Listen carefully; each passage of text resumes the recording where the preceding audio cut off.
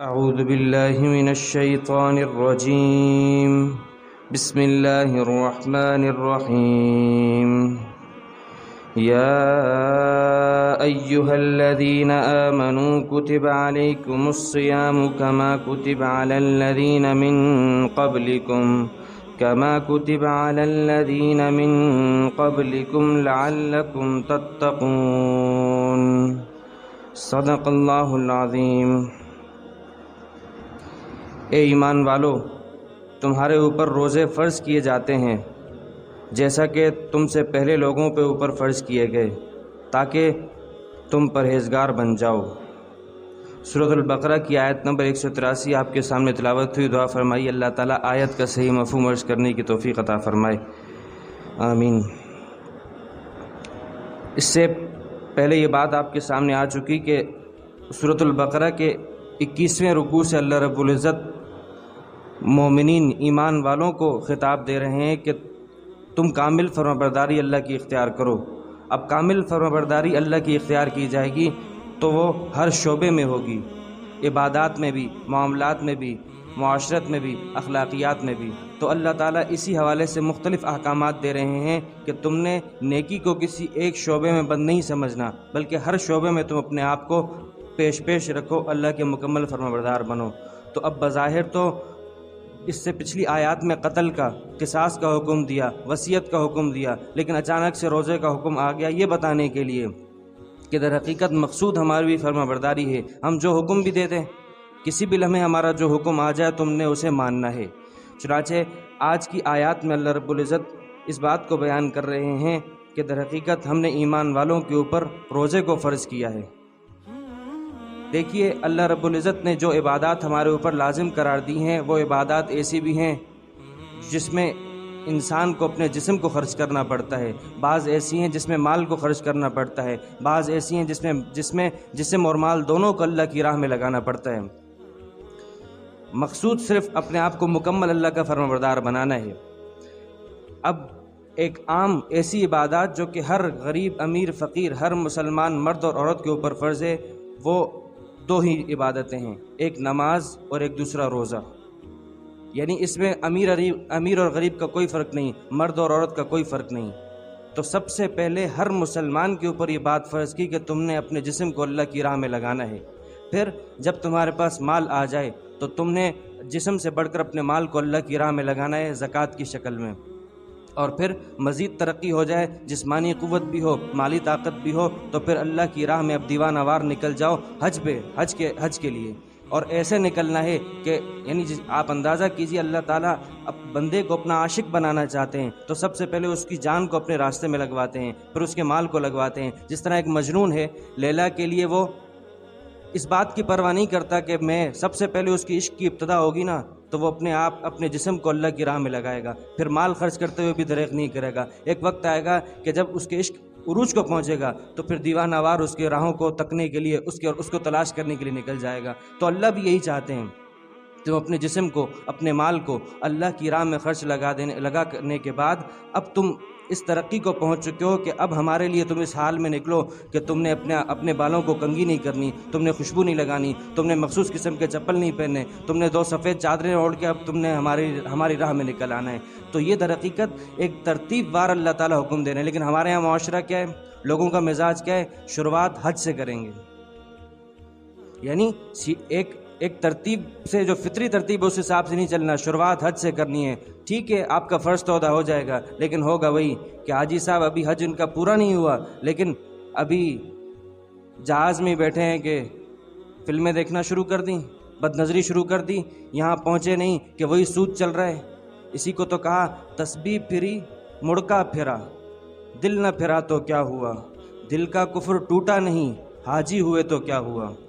یعنی جیسی گناہوں کی زندگی پہلے چل رہی تھی ویسی اب بھی چل رہی ہے. وجہ اس کی تھی یہ ہے کہ آپ نے ترتیب نہیں رکھی، آپ نے شروعات ہی حج سے کی. فرض تو ادا ہو جائے گا لیکن جو روحانیت ہے اصل شریعت کی، جو ترتیب ہے اصل شریعت میں، اس کو آپ نے چھوڑ دیا. تو اللہ تعالیٰ اس آیت کے اندر حکم دے رہے ہیں کہ ہم تمہارے اوپر روزے کو فرض کرتے ہیں، تم اپنے جسم کو ہماری راہ میں لگاؤ. تو اللہ تعالیٰ اب روزہ ظاہر سی بات ہے ایک مشکل کام ہے. روزہ کس چیز کا نام ہے؟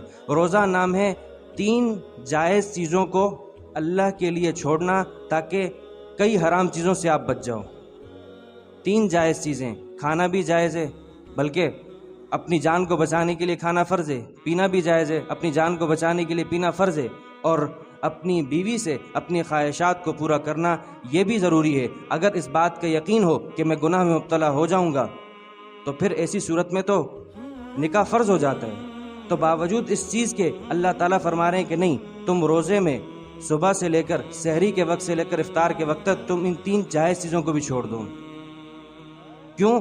آج ہم تمہیں یہ ریہرسل کروا رہے ہیں کہ تم 3 جائز چیزوں کو چھوڑ دو، تو کل جب گناہ کا موقع آئے گا، وہ چیز کہ جہاں بچنا ضروری ہوگا، لازم ہوگا، وہاں تم اس میں کامیاب ہو جاؤ گے، اس لیے کیونکہ اس سے پہلے تم 1 مہینہ جائز چیزوں کو بھی چھوڑ چکے تھے۔ تو اللہ تعالیٰ یہ روزہ 3 چیزوں سے اور کیوں؟ تو خلاصہ بات کیا نکلی کہ روزہ 3 جائز چیزوں سے بچنے کا نام ہے، اس لیے کہ آپ کئی حرام چیزوں سے، کئی ناجائز چیزوں سے بچ جاؤ۔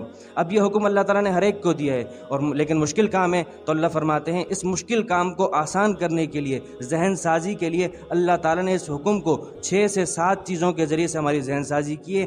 آج کی آیت میں اس میں سے 4 چیزیں آئیں گی۔ تو سب سے پہلے اللہ نے فرمایا یا ایھا الذین آمنو، اے ایمان والو۔ دیکھیے آپ کے سامنے پہلی بھی بات ہے کہ حضرت عبداللہ ابن مسعود فرماتے ہیں کہ جب بھی اللہ تعالیٰ یہ کہے نا کہ ایمان والو، تو اپنے آپ کو مکمل اللہ کی طرف متوجہ کر دو کہ احکم الحاکمین تمہیں خطاب کر رہا ہے، اور تمہیں خطاب تمہارے سب سے ممتاز وصف ایمان کے ذریعے کر رہا ہے۔ تو ظاہر سی بات ہے، اب سمجھ جاؤ کہ جو حکم آنے والا ہے اس میں اللہ یا تو تم سے کسی کام سے بچنے کا حکم دے رہے ہیں یا کسی کام کے کرنے کا حکم دے رہے ہیں، مکمل متوجہ ہو جاؤ۔ اور قرآن کریم میں یہ آیت اس طریقے کے خطاب 1 کم 89 بار آیا ہے، اور موجودہ ترتیب میں یہ 5ویں دفعہ یا ایھا الذین آمنو آ رہا ہے۔ چنانچہ اللہ تعالیٰ نے ایمان کے وصف سے خطاب کر کے روزے کا حکم دیا، اس لیے کیونکہ روزہ مشکل ہے، لیکن جب تمہیں ہم ایمان کے نام سے خطاب کر رہے ہیں تو سمجھ جاؤ کہ یہ تمہارے ایمان کا تقاضا ہے۔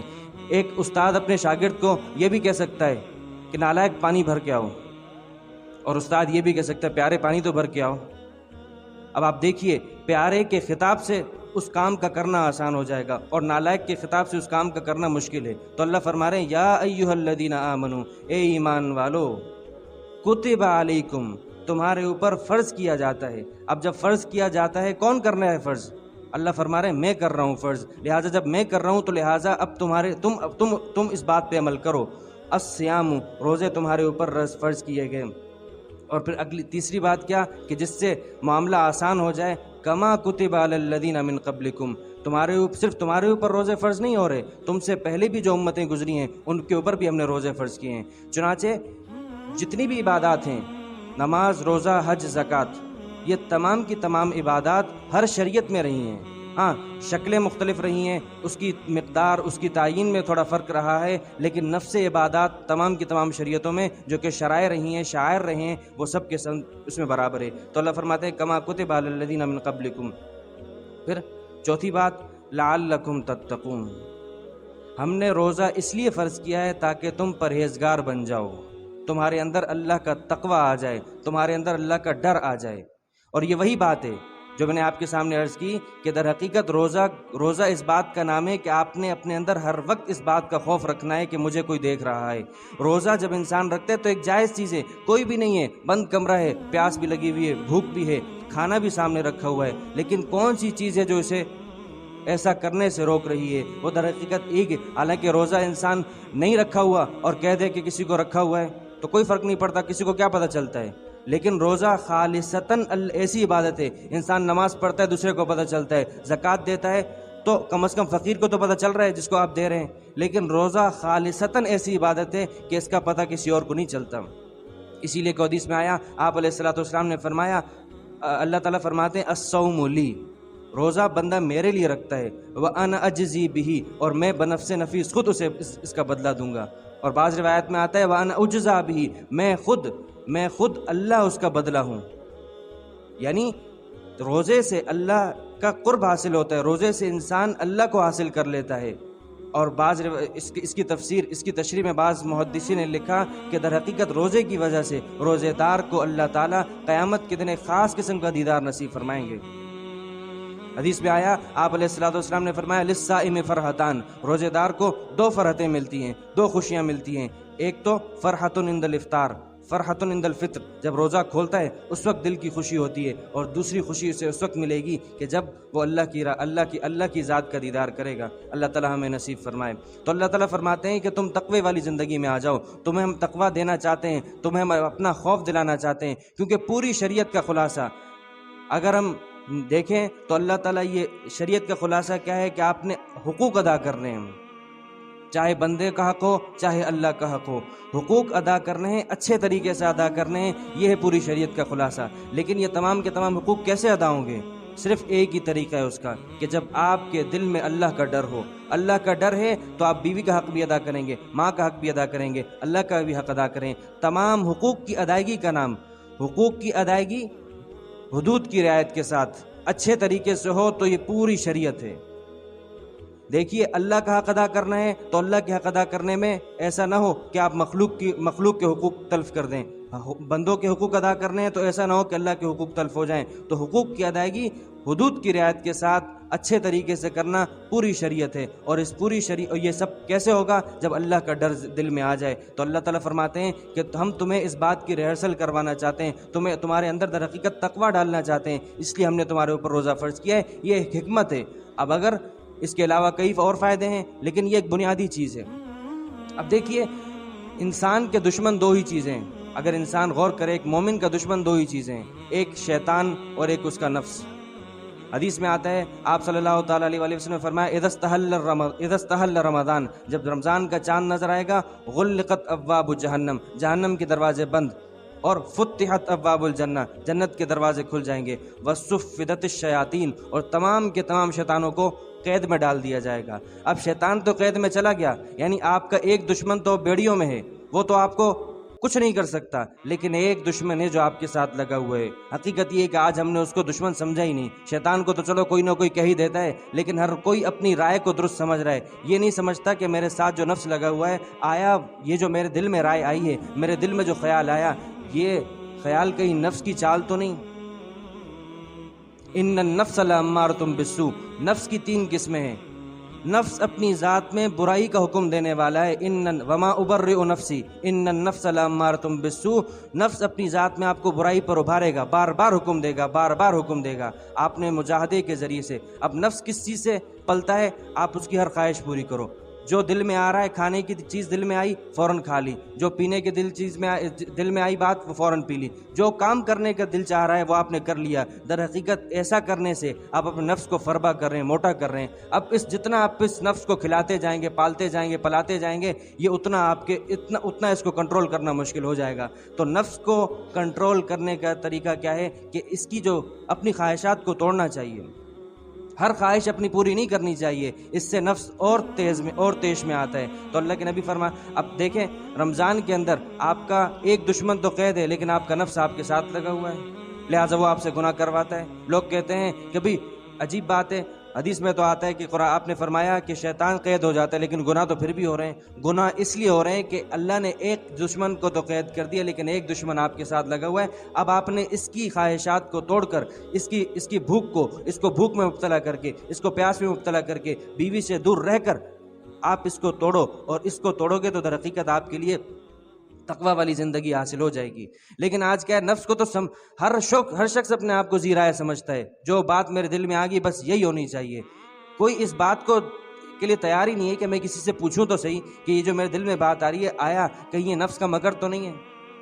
خواجہ عزیز الحسن مجذوب رحمۃ اللہ علیہ فرماتے ہیں، اب یہ نفس سے آپ کی جنگ ہمیشہ ہے. تو فرماتے ہیں جو چت نہ کر سکے تو نفس کے پہلواں کو.